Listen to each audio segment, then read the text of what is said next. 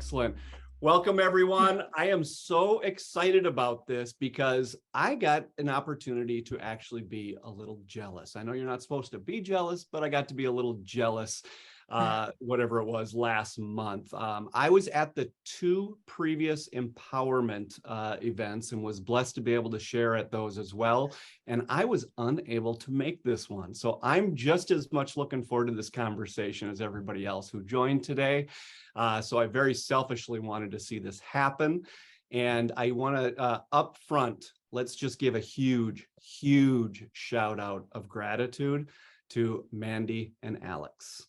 Huge, absolutely huge. Thank you for all that they do to pour back into this community and make events like this happen. I can't stress enough how important I think that is for this community. And I preach to the day I die is that in this community, I do think we have a problem, and that is I think that sometimes it's almost too easy to isolate yourself.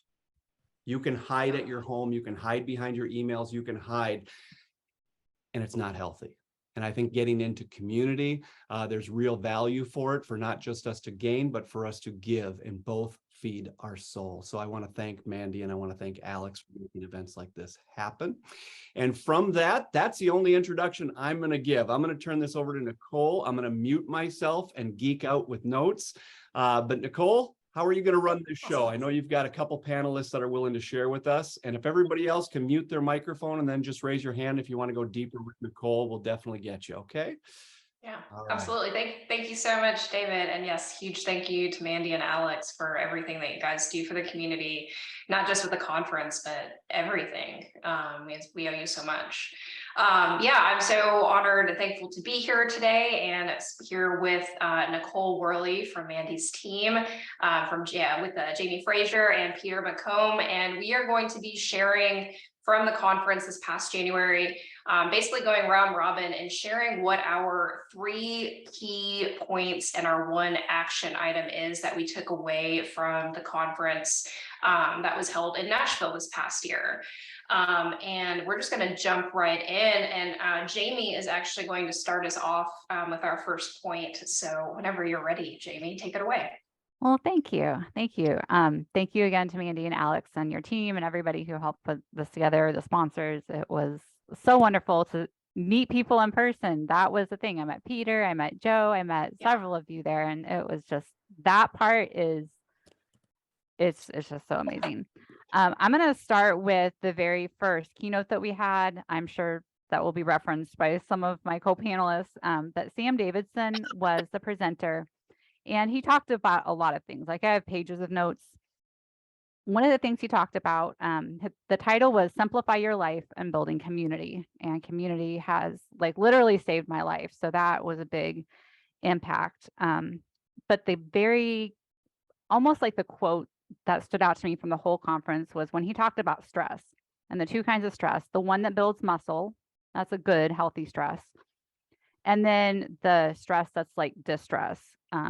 It affects our body and the feeling that you get when you can't do what you want to do. And that just was like a gut punch. I'm like, that is when I get stressed, is when I can't do what I want to do. And he talked about the building blocks of our lives being passion, talent, and needs that I can meet. These need to work together. And then to minimize that stress, to start saying no to things that don't fit into those 3 building blocks. So that was the biggest thing, and kind of just learning to recognize when I'm in that place of stress. I have a lot on my plate, running this company, being a mom, being involved in the community. So I'm going to leave it at that. I could talk for 10 minutes at least about that. I just want to add, I love that is your perspective and kind of what your takeaway was, because you are solo, right? Like it's just you within your business. So I think that would really resonate with a lot of us, but especially you don't have somebody else on your team that you can lean on or pass stuff on when life is happening. So exactly. Thank you so much. And I'm I'm a solo parent too. Like I don't have a co-parent or anything. And it's, I can't do everything, but I can focus on those 3 things. And at the end of the day, another one of my favorite life quotes is like 10 years from now, who's going to remember? So what I want to do is I want to build the memories with my daughter, things that she'll remember for, 10 years from now. Absolutely. And then there was a panel discussion entitled Attract, Recruit, Retain. And I believe there's a course through the Empowerment Institute on the same subject with Michelle Martinez, who I absolutely love her. Hi, Michelle. Some of the things that Michelle said really stood out to me, talking about our client and having an avatar of our ideal client to work with. And I kind of had that in my head, but actually, fleshing that out and putting it in writing was really valuable. My avatar is a professional agent. That's who it is. Someone that just doesn't care enough to be professional is not a good fit for me. And then Michelle talked about how all of the touches as we're connecting with prospects and our clients need to keep in mind what the agent is going through. Put ourselves in their shoes, really identify with what they're going through. I also do that by selling for family and friends that ask me to help. So that helps, but for all of us, it's really important to pay attention to that. For sure. All right. And then in that same session, Mike Patton mentioned, if you're not going to do something for 6 months, don't start doing it. Be consistent. So, and that will play into my action item as well. And then the third one that I'm going to mention was really super nerdy and geeky. Like I literally just came from an economic forecast luncheon. Like I love just nerding out about stats and pie charts and all that fun stuff. So David Arbit talked about real estate and the economic forecast. I love being able to be knowledgeable and provide that information to my agents so we can have a conversation about this. Agents always want to talk about the market and what their pipeline looks like and everything. It was a very encouraging net result of that conversation, and that's what I'm seeing. He talks about the median and how the pendulum always overswings the median. Housing supply is structural, housing demand is cyclical, and that showings data is a leading indicator.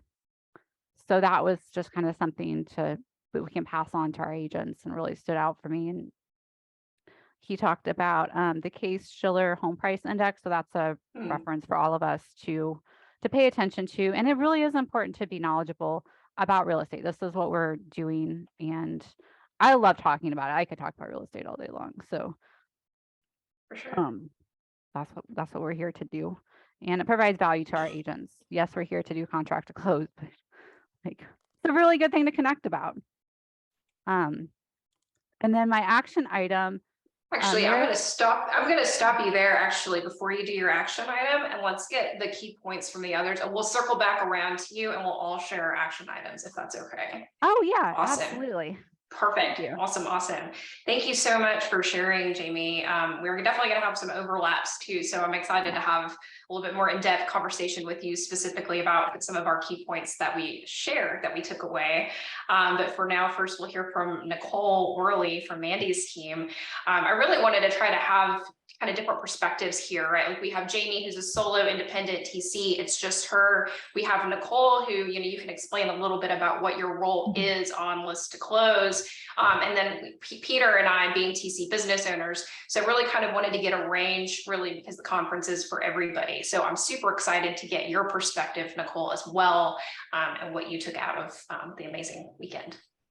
Yes, well, thank you for having me. And yes, Alex and Mandy are amazing, and they did an amazing job. And it was just an amazing conference. So I was really excited to get to be there and also be, kind of involved behind the scenes a little bit to see all the hard work that was put into it. So, so I am on Mandy's team at List to Close. I'm our relationship builder.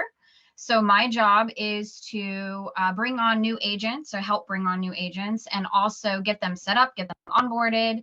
And just build that relationship with them throughout our entire relationship together. Just, keep on making touches and just make sure that they're happy with the customer service and everything that we provide for them. So that's what I do. And I'm really excited to share one of my key points because it does overlap. So I kind of figured we probably would overlap a little bit. So I was like, oh, that was mine. So, but I'm excited for that. But I also, the first one I'll bring up is Sam. So I was at the registration table and then I had my headshots done at that time. So I missed a lot of what Sam talked about and I was super sad. Because when I came in at the tail end and oh my goodness, I was like, oh wow, this is amazing. Like, and I didn't have my notebook on me. So I was like, so I didn't get really, really good notes. But I do remember him talking about culture and how important it is and community and how it's important in your culture of your workspace and what's around you. In order for you to share, this is what really came out at me, is in order for you to share your ideas, you have to feel safe. And that was really important to me. And that's why I love our team at List to Close, because I feel like we have that safe environment around us and we're all working as a team. And Mandy is really good about like doing things that fill our buckets, right? What are we passionate about? What are we good at? And she does a great job of that. So that really resonated with me. It just made me super thankful for where I am right now. And I can't wait to see that recording because I would love to catch the rest of it. One of the things, I did see his slides, and one of the things that really struck me too was that he said loneliness is more dangerous than obesity and as damaging to health as smoking 15 cigarettes a day. And I was like, wow, that's mind blowing. But I know that because we have such a tight knit group within, our team, I know that I'm more motivated and excited about my work when I am, doing what I'm supposed to be doing, being passionate about it, and then working well together with the people who are around me. So I really thought that was, and we could go on all day about that, but I thought that was a really good couple of points that Sam brought up. Nicole? Another. Yeah, David's Nicole, gonna interject. I'm begging you, can you repeat that quote? That is awesome. Oh yeah, and Loneliness- it's on a slide. We can share this too. So loneliness is more dangerous than obesity and as damaging to health as smoking 15 cigarettes a day. That's awesome. Yeah. And accurate.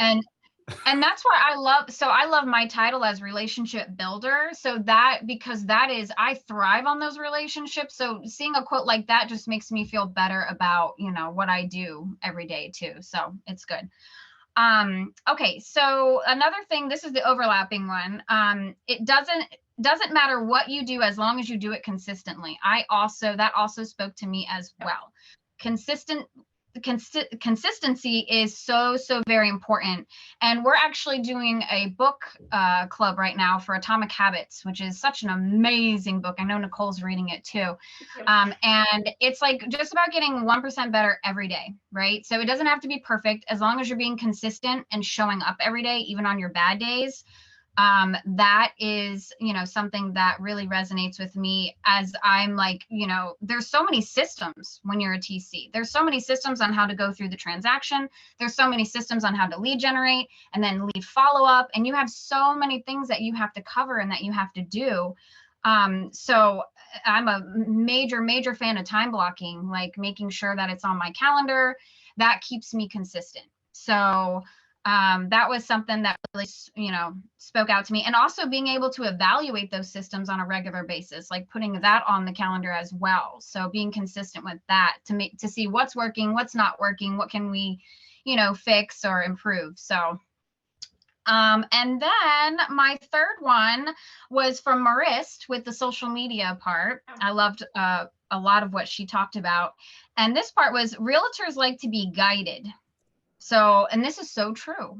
And I know this because I talk to them all day long, and they do. They like to be guided. They want to know what's the next step. One of the main things that they always tell me when I had that conversation with them, what are your expectations when using a transaction coordinator? And the number one thing that they usually say is communication. Without a doubt, it's always communication. So being able to guide them through the process, I put here, getting them to the bottom line fast.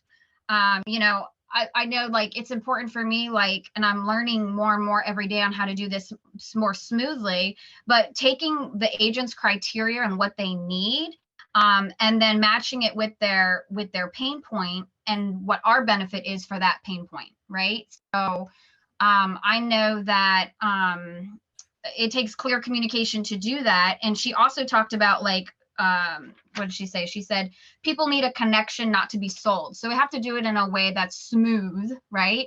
But we really do care about them. They just don't know that they have all these problems that we can solve. And so it's just about getting them to realize the problems that, that they do have, and that, making it smooth to do that. And she talked about doing that over social media, but I think that's important also, just like in our day-to-day interactions with them, just having those conversations with them, making it easier for them to realize the problems that they are struggling with and how much better it would be for them to have help. So. Amazing. Thank you so much for sharing. And I'm going to sound a little bit, yeah, David. Just real quick, I want to thank Chrissy, because those that are missing it, you may want to open up your chat. Chrissy has been taking notes feverishly on everything everybody is saying, and I've been missing a few things, and I just realized she's got some great notes there. So if you're looking for just some prompts there, thank you, Chrissy, for doing that. Really appreciate that. Thank you so much. Awesome. Well, I'm going to sound a little bit like a broken record here because, again, points are going to overlap. This is just in terms of other conferences and stuff that I've been in, like they really knocked it out of the park with the keynotes. Like I cannot stress enough, like how great the keynote speakers were at this conference. So I'm again going to talk about Sam Davidson, the first keynote we had, and his conversation on the power of community. Sam is the CEO of Batch Nashville, which is a Nashville-based company. And the purpose of the company is they curate gifts from local creators, local artists and stuff, basically kind of create curated gift boxes. And they're now doing like on a national level, so you can get a batch box for wherever you're at. And it's such a unique concept that I was really interested when I saw that he was the keynote speaker, because I was familiar with his company, having lived here. But what really stuck out to me about his presentation, especially in reference to community, was one of the things he said: the height of our success is determined by the depth of our community. And thinking about what that means, when I think about what that means to me, of course, I think about my team. The height of the success, of how I've been doing in my business is entirely related to how close knit and how great the community is within my team, but also our TC community. Like so much about our TC community, the groups that Mandy is running, the TC's empowering page, David's group, like the Cultivate Wins community, like that, like because we all have each other, building each other up. Like I cannot imagine trying to do this alone without having somebody that, I can refer business to, right? Like just the other day, I had a random lead from Ohio, and I was like, oh, hey, Joe's in Ohio. Let me see if he's available. Can you take this person? Like they've got a team. I can't service them. Like the power of that community and the network that we have, that we can build each other up and help each other grow our businesses. I think it just speaks volumes, and it really does. Like together we are able to grow so much more. The other thing he said on specifically how community is built, in order to build community, around you, you have, the 3 S's, which is snack, sweat, and serve. So eating together is a natural way of building community, sweating together, some kind of physical activity, and serve, which is giving back, doing something together that gives back to the community in a bigger way. And when I think about real life examples of that, like the first thing that pops into my head in real estate is KW. And because they have a really good thing going for them, right? KW Red Day every single year, they get together, they have a lunch together, they all get sweaty, and they do something that gives back to the community. Like our local KW office most recently, like last year, they did a bunch of landscaping at an underfunded nursing home, like that kind of thing, right? And that really does build that office community. Like they are so tight knit, like it works. So it got my wheels turning in terms of like, how do I make sure that I'm doing this within my own team? How do I make sure we are doing those things? What does that look like? Nicole Merwin, yes, you raised your hand. I just wanted to add to your point of the community and everyone that's out there. You did something today, I want to say, that I saw. We had another business owner in the TC community looking to expand her team, looking for another TC, right? And putting that out there. And you, as a business owner in the same area as her, went, I have resumes to send you. And I thought that was amazing. Like, not just, it's not a support thing always, right? That's a business owner to business owner thing. And there, no competition, everything put aside, of just, you had this handful of resumes and you said, here, like, I'm going to send these to you. I thought that was awesome. Thank you. I completely forgot about that. So I appreciate you mentioning that, Nicole. Thank you so much. But yeah, I love our community. I love that we can lean on each other. I know, I wouldn't be here without, these people, without having found Mandy and David and, all of it. Like, that's a big part of the reason why I'm sitting here. Back Sam Davidson's presentation is truly incredible, how to build community. A couple of the other things that I wrote down, specific points from him: 26% of employees would quit if they have a lack of growth opportunity in their organization. 26% of employees will quit if they do not have growth opportunities. And that is something that we need, as business owners, need to be mindful of. Are we creating a vision? Are we casting a vision that's large enough for our team and for their goals and what they want to do? In order to retain them long-term and to keep that community, we have to make sure we are providing those opportunities. And the other thing that I wrote down that I didn't actually finish thought of, let me find it, 1 second. 70% of employees are not engaged in the work that they're doing. So what can we do as business owners and as members of the team to make sure that we are engaged in the work, that we are doing things that we are talented at, passionate about, like those initial points that we had talked about before, right? What is needed in the community? What are we passionate about? What are we talented about? How can we provide those kinds of opportunities for our team? So it really got my wheels turning, thinking about culture within my team, what I can do to better serve them as a leader, and what that could look like in the future, and even as soon as today. So it was really, really, really powerful, really impactful presentation, obviously, because all three of us have talked about it so far. My next point was also on the lead generation panel as well, because there was a lot of really great stuff in that.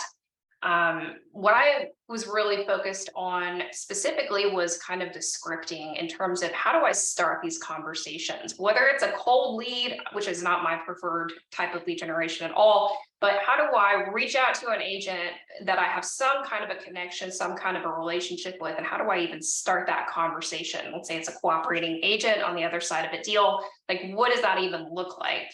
And so some of the specific things that I had written down, I think that was mostly Nicole Worley and possibly Michelle Martinez, was things that worked well for them.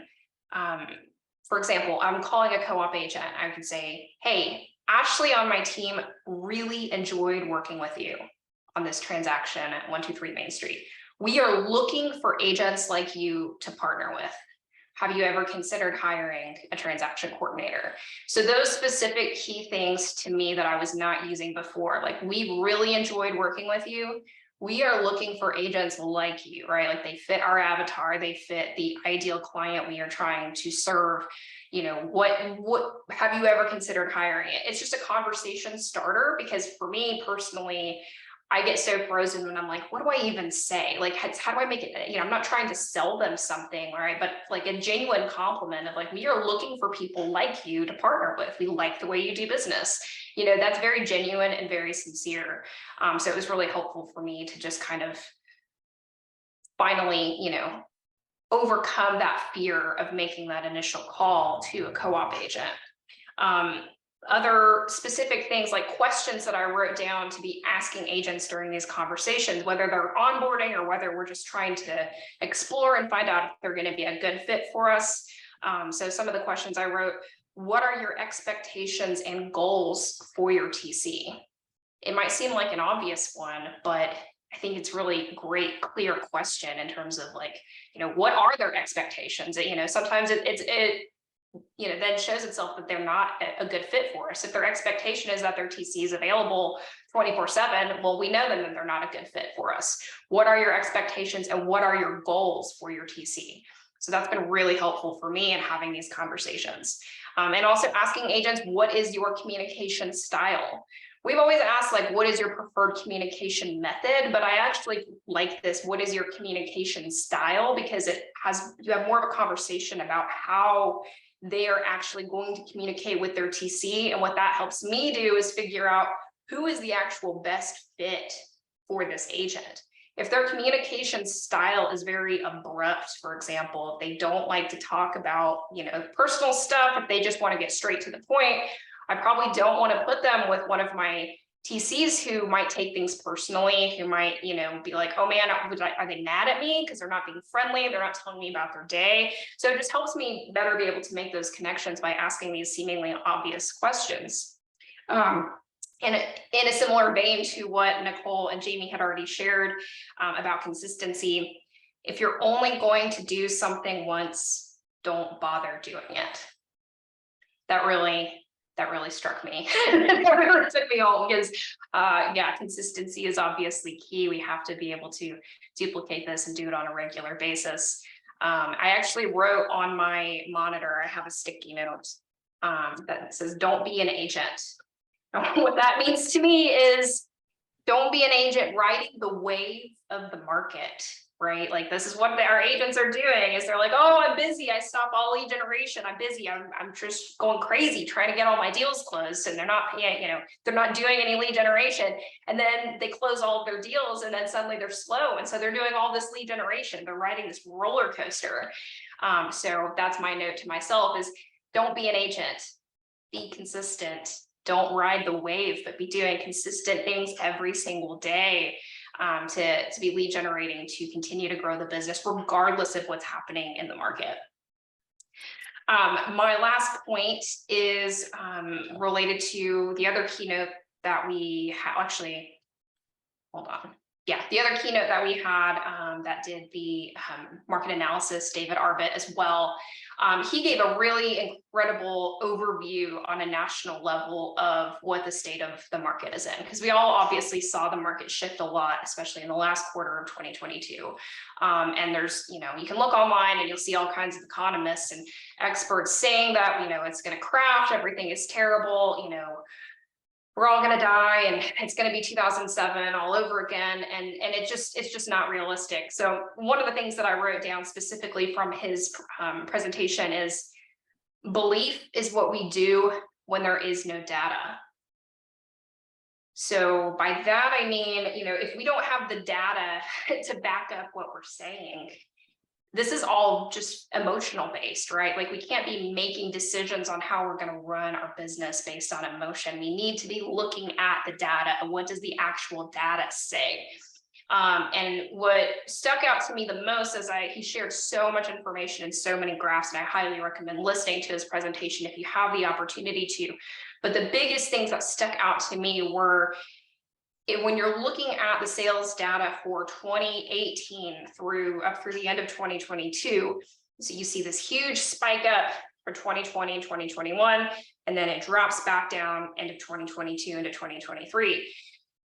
That's all COVID related. COVID is what caused COVID, and the artificially low interest rates are what caused the boom that we had in 2020 and 2021, right? Like, we had rent moratoriums, people were saving money, they weren't going out to eat, they were not spending money the way they had been, not having to pay rent. So more people were in a position to be able to buy homes during those years, and they wanted to get out in the country. They were quarantined, stuck at home. So people were making those decisions to buy houses in that time, causes massive spike. We have not nearly enough supply. We all know what happened, right?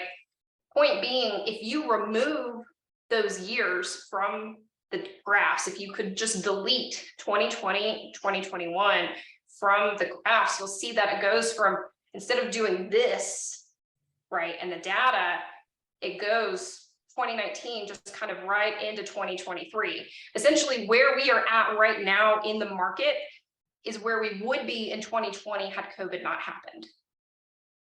It was really impactful to actually see this visually, like on the graphs, and hear his explanation, because the data doesn't lie, right?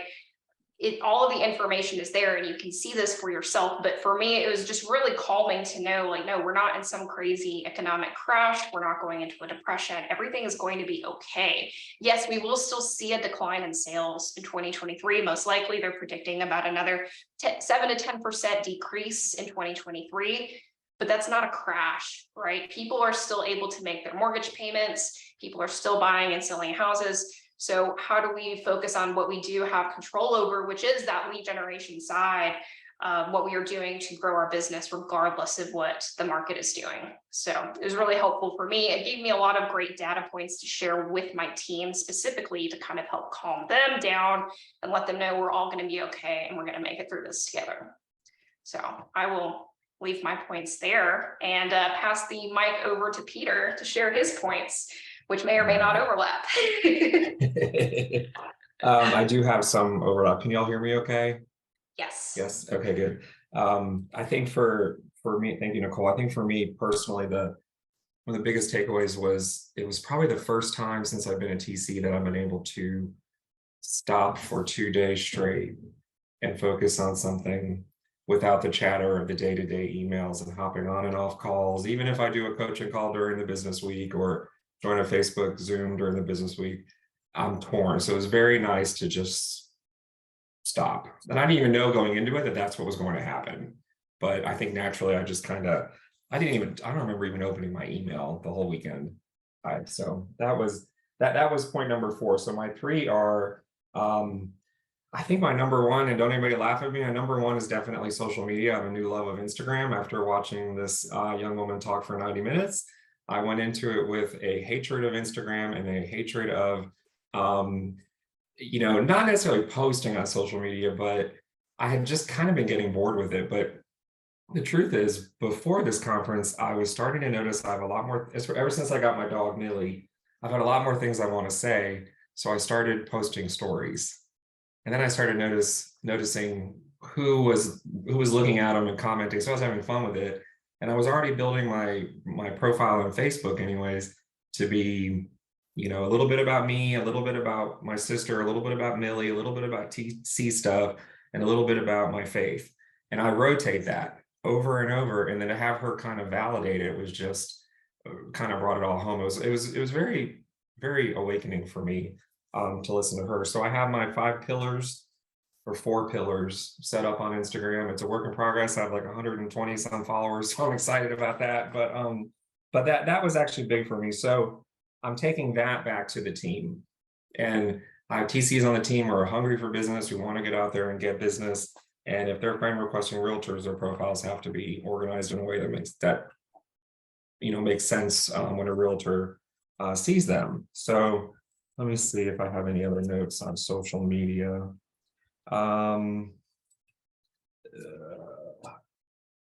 Could you share what all your pillars are? Sure, Peter, yeah, absolutely. I love to, yes. So my Facebook pillars are Millie.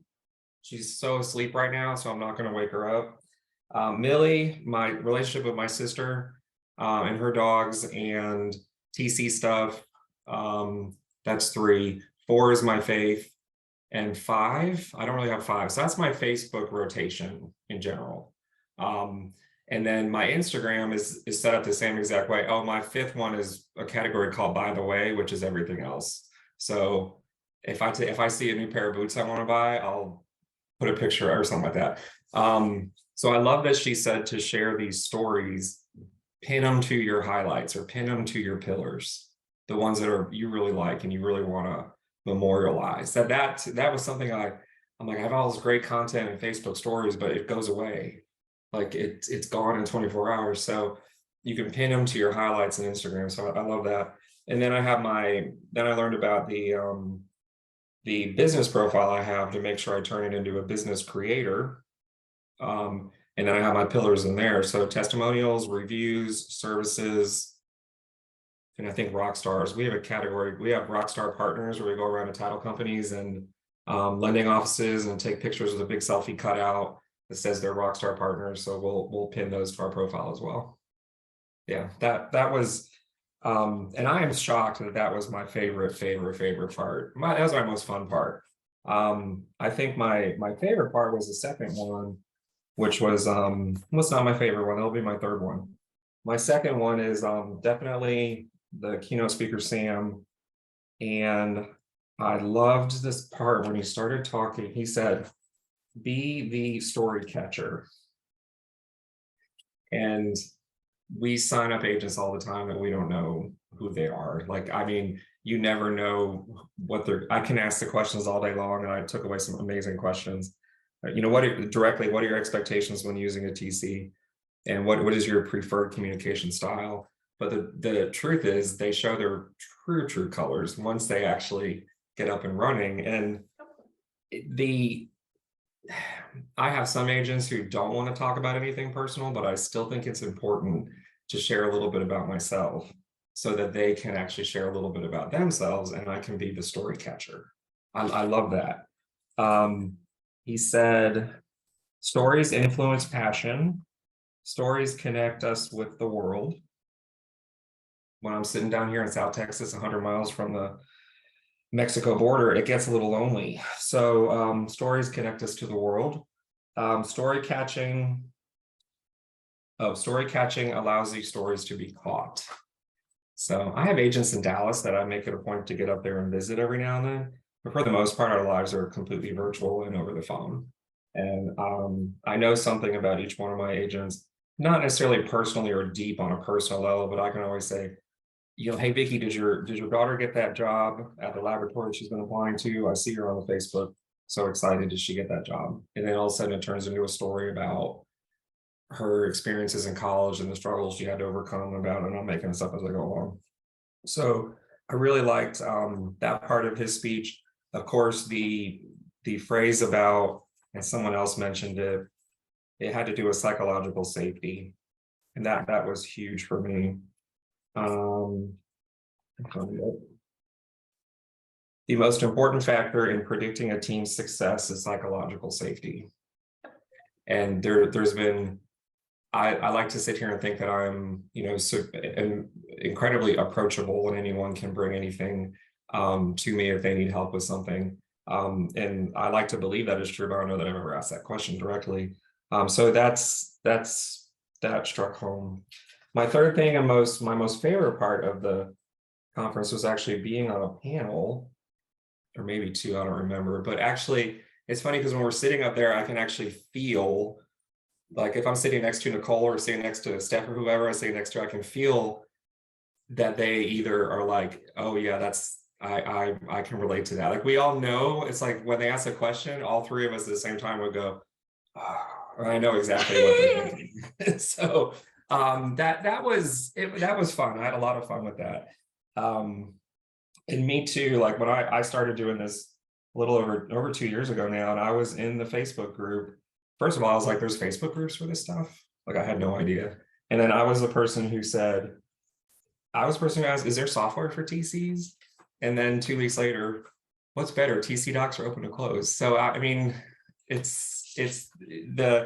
goes back full circle to Sam, I think it's Sam Anderson or Sam Davidson.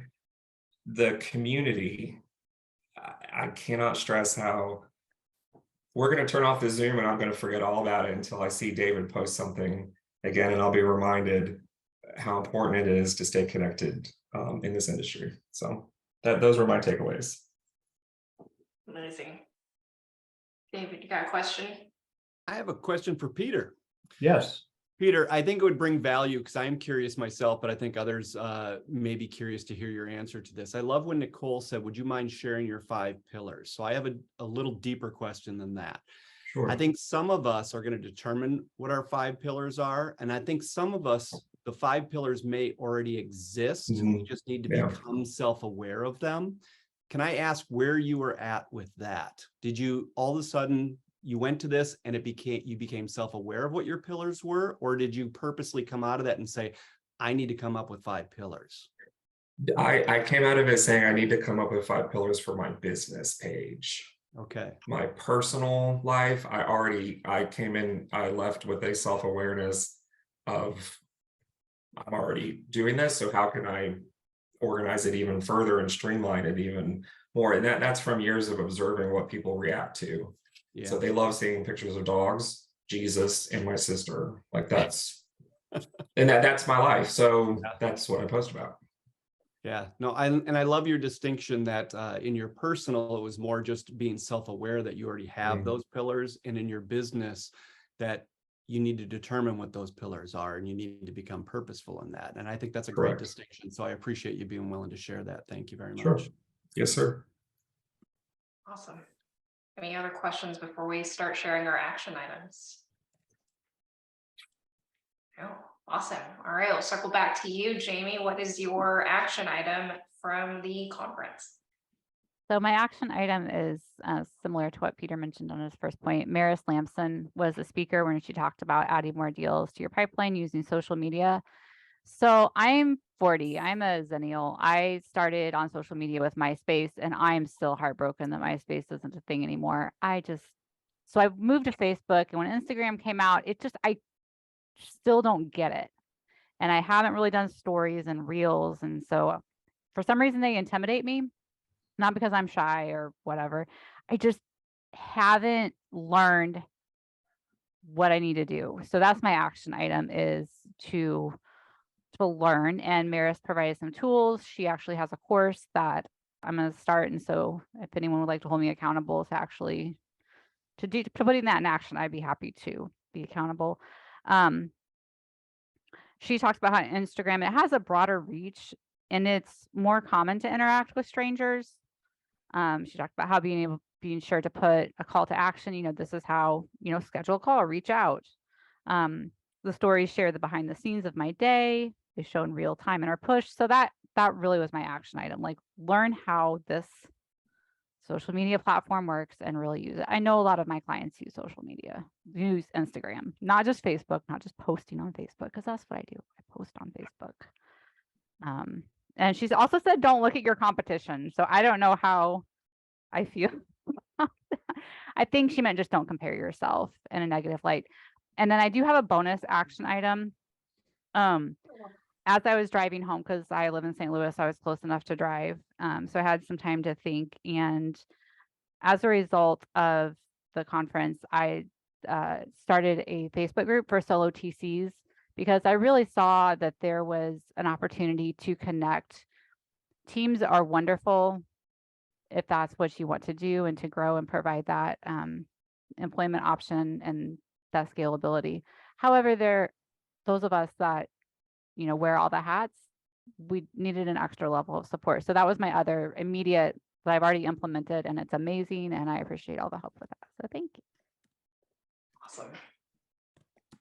Nicole, if I could ask the panelists, so Jamie, I'm going to ask you to add one more thing in here. For each one of your action items, I think it helps put in perspective to us, does your action item also have an actual goal date? So when you talked about you want to learn more about social media, so I'm going to go through this course, and that course is going to take me this long, and so by here I want to have a different level of confidence than before.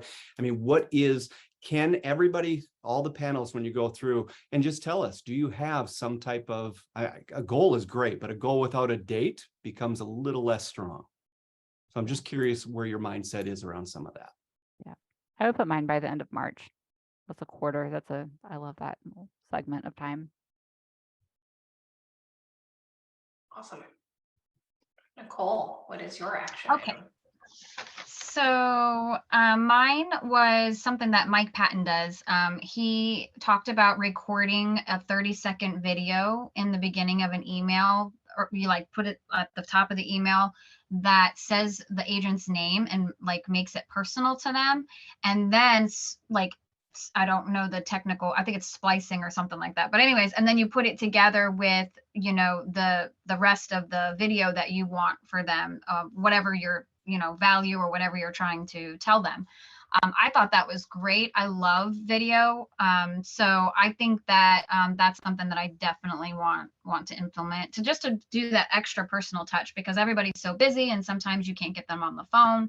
And so I thought that was a super easy thing to implement that would be super highly impactful. And then David made it real by the goal date.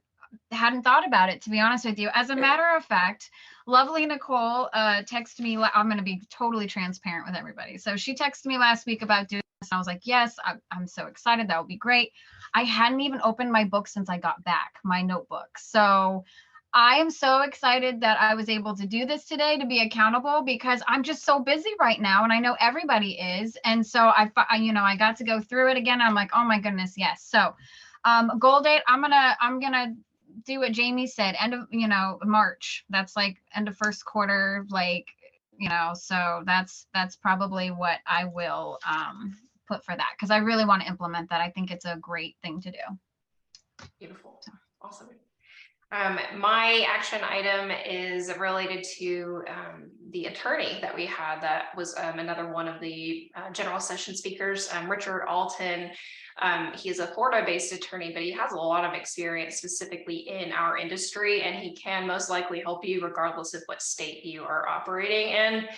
He gave an incredible presentation on just what we need to have as businesses, because we are a real legitimate business, to protect ourselves and protect our intellectual property.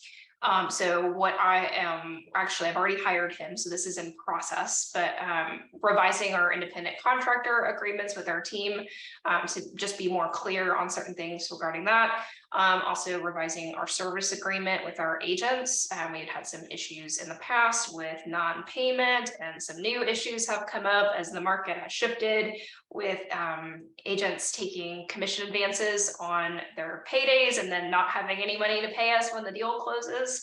So he's been helping us with that, in addition to those two kind of basic items, stuff specifically for our website. He is going to be drafting a terms and conditions for use of our website. This is not for the business, this is for our website. General service agreement, like basically if you're collecting any kind of data from your agents or from anybody that visits your website, you should have a terms and conditions and privacy policy on your website that explains how that information is being used, any confidentiality, etc. That should be available for anybody to click on as a page on your website, if you are in fact using a website with that. So he is in the process right now. We were on second draft of our service agreement. We finalized our independent contractor agreements. Next is the website stuff. And then our final piece with him too is also getting trademarked. He is going to be helping us with the trademark application and kind of walking through that process. It is a very long process. You can do it yourself, but it takes about 18 months. And if you mess something up, you have to start all over again.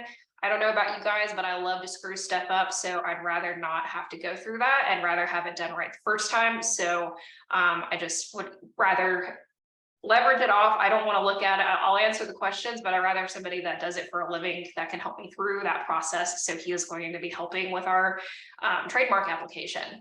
So in terms of timeline, I expect that we'll probably be done with the agreements and website stuff by the end of the first quarter.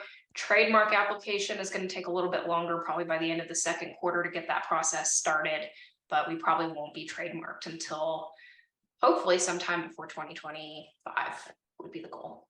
So those are my primary action items at this point. And Peter. Okay, so I'm going to dovetail off the end of that, because when he said that, I was sitting in the room, I immediately emailed our attorney and said, whatever we need to do to get this started right now needs to happen. So I'm meeting with the second attorney next Friday on that. So I did not know about the 18 months, about the timeline. So I'm excited to hear all about that. My biggest takeaway was me and another team leader on the team have 4 TCs that started the second week of January. So this was perfect timing, because when I got back home, I was like, we need to throw out the playbook on our training program and the way we're set up. Well, we were training like on broker compliance and check this, check that. It didn't flip, but it's turned into more of a conceptual first 6 weeks based on what I learned here in the biggest one is prospecting. We're getting people into prospecting, not recklessly sooner, but sooner than we have historically, just right, not recklessly sooner, sooner than we have historically. So my deadlines are honestly that was my gut was telling me we got to change up the way we train. And then what happened was over time, because these trainees have weekly modules for 6 weeks, I'm up against a deadline. So I have to plan out next week's module of what we're going to cover a week in advance. So that's where we're at. I mean, the prospecting section of it, I would say March. I'm with Jamie and everybody else who said by the end of March. March is our biggest sign up month of the year. So if we don't sign up, if we're going to sign up 135 agents this year, the biggest month of the year is March. So they're set up right now on one prospecting system that is driven around qualifying calls from based on MLS rankings. And what the next system is going to be, I don't know, but it's going to have to happen before Tuesday. So that's it. Awesome. Thank you so much for sharing. All right, David.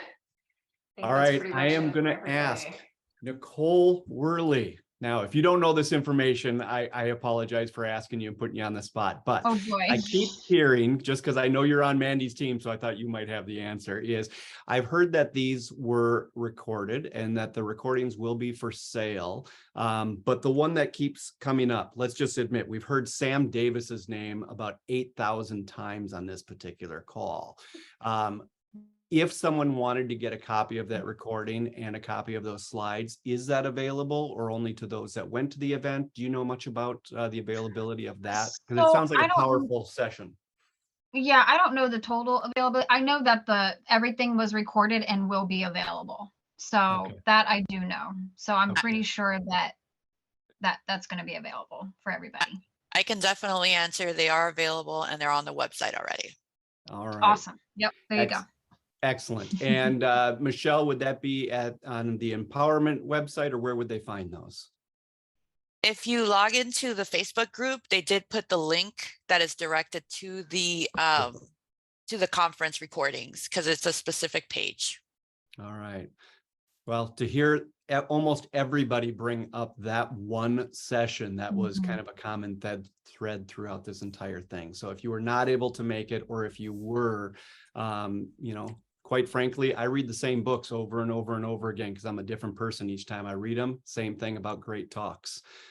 You are at a different place today than you will be at this time next year. And I would say if you get that recording, probably a good one to actually time block. I'm a huge time blocker. I would literally throw that on your time block for this same day next year and this same day the following year. If it brings that much impact to you, already tell yourself that I am going to time block doing this again next year. I am so grateful that everybody accepted Nicole's invitation to join us on the panel. I'm super, super grateful. I will just repeat that this was recorded. We will throw it up on Facebook, those that are members of our group. We also put it in the membership because people don't like to go to two places. That's fine. You can find it in either place. And on our website, we do have a blog, and that's where you're going to see all the notes from this. And we'll post it up in the group so it's easy for people to find and that kind of stuff. And you won't have to look for the video because right in the blog, right at the very top, will be the link to the YouTube. So I'm linked. So I'm hoping that helps everybody. Nicole, anything on the way out that you want to share? I don't think so, other than thank you guys so much for being here. I hope you found value in what we shared, and hope to see everybody at the conference next year, wherever it will be. I know it's probably very early stages of that planning, but Mandy and Alex did such a phenomenal job. I know every year I just feel like it keeps getting better, which is what's really cool. So wherever it is, I hope to see you guys there. And we can do this again next year. All right. We will end it there. Again, thank you, everybody. And we will get this up by next Friday. Take care, everyone. Thank you. Awesome. Bye-bye. Thank you. Bye.